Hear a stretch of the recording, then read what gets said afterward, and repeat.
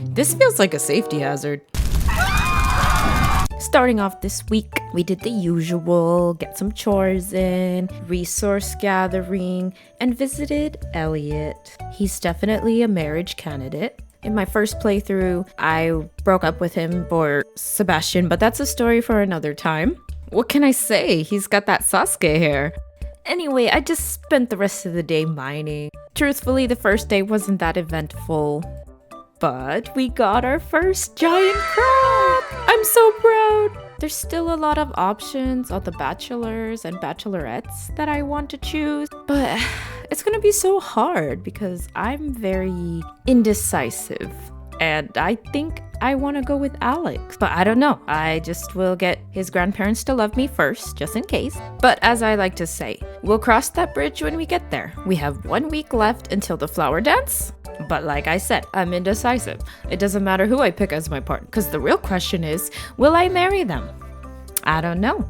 We gotta keep things interesting. But also, I downloaded the date night mod, so how were we ever going to see it if I can't pick a partner? I'm sorry, I'm trauma dumping again. Anyways, I still have a soft spot for him. Don't worry, Sebi, I'll love you from afar in this universe. So I wanted to give Maru a chance, and I was really rooting for her, and I really wanted to stand up for her. She seems so sweet. Like, I'll take the blame for my former sister-in-law, but I only made it more miserable for her, so I guess we're just not compatible. Now for another back-to-back awkward encounter. All we really can do is just be there for our girl and stand up for her. Well, actually no, we'll just sit back because this is her and her mom. We'll just be here. But on the real, I feel bad for Penny. She's so sweet, but definitely not the bachelorette for me. If she's for you, all power to you. So I got out of there, let them straight out their own problems, you know. There's only so much you can do for another person. Take care of yourself first. PSA. So after that emotionally exhausting Wednesday, it was about time to get back to chores and get more summer crops ready to go for the next season. I also had to pay a visit to our favorite shadow friend.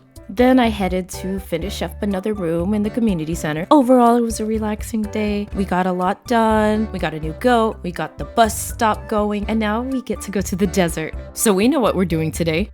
What a great way to start the day. It makes the chores so much more worth it. So I wanted to keep the trend going and got us a new rabbit.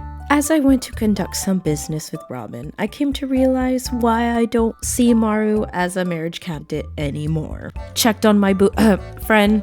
I went to drop off, so oh, don't you hate it when that happens? Another day, another awkward encounter with an authority figure. But this time, I don't mind because it's Abigail. So of course, I'm gonna stand by her. Not gonna lie, it's kind of romantic to be in the cemetery in the middle of the night. He just doesn't understand. So that's why Abby and I took off, because he just wouldn't understand.